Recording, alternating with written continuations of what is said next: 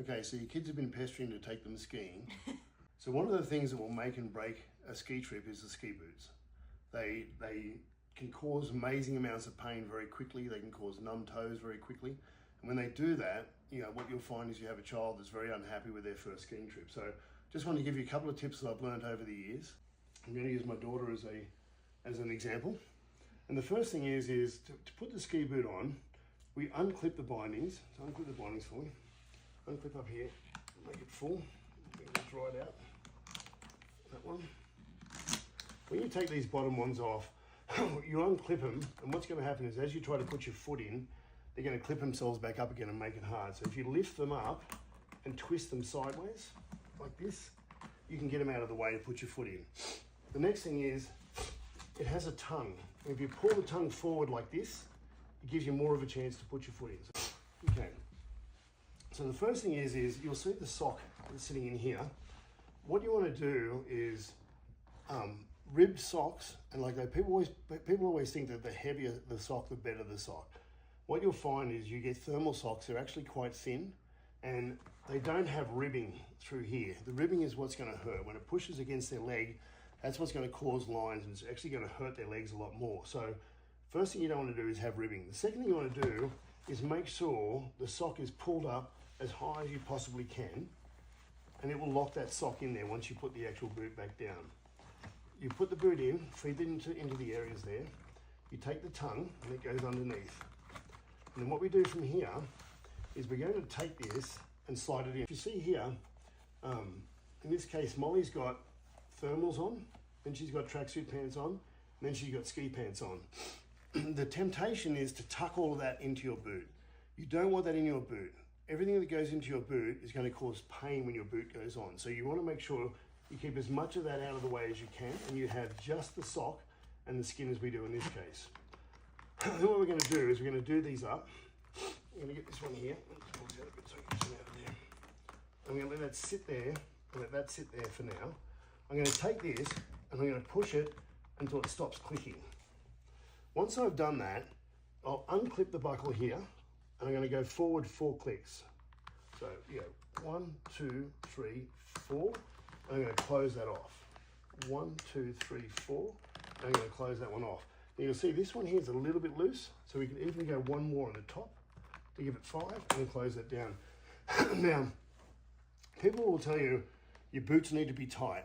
If you're a racing skier, they absolutely need to be tight. If you're a learning skier, it doesn't need to be as tight. You still have control, and it'll be a lot more comfortable. Then what I do with this one is I push it forward until it clicks into the button, wherever it is. And then I go forward just 1 to there, and I'll pull it down. So again here, 1 and pull it down. And for kids that are just learning to ski, that's going to be tight enough for them to actually ski. Now, if they get better, you're going to have these tighter because it comes down to it. When it comes to fitting the shoe, what they'll do is, and it's always hard to understand, when you stand up, what should happen is, just stand straight, is that your toe should be almost touching the front, because that's not the position you ski in. So where you ski is come forward and bend your knee. When you do that, your toe should have a gap at the front of the boot.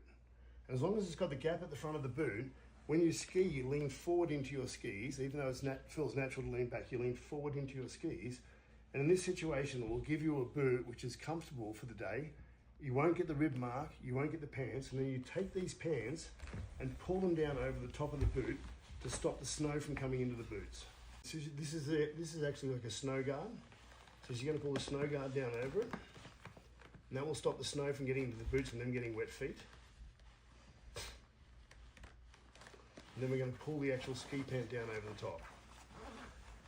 This is going to give you the best chance of a skiing day, of not being in pain all day from the actual boots when you ski. And then of an afternoon, we take the boot off. Now this is important. If you're going to hang on to the boot for the overnight period, let's say you're there for a week or you're there for 3 or 4 days, when you take the boot off, it's really important. The boot has been under very cold temperatures all day. So we're going to pull this out. We're going to pull this out, unclip these again the same way we did before and turn them sideways so they don't lock on. Right, and then push down on the back of the boot and pull your foot out. Very, very, very important. Once you've done that, put the boot back the way it was. So in other words, you're going to clip it up. And what this does is you'll usually bring your boots in or you'll put them into a drying room, and this will help keep the shape of the boot. And so if you don't do that, what tends to happen is the boot becomes accustomed to being open and wide, and so when you try to bring it in the morning, you're actually trying to bend the plastic that is now warm back into a new position. So putting it back into that lock position that it was in all day will make sure that the actual boot next morning feels really good. And then if you're driving to the snow, put the heater on, put the boots in front of the heater before you put them on to warm them up, and they can put their feet in and they'll be nice and warm when they get there in the morning. So hopefully that'll help you with your first ski trip with your kids.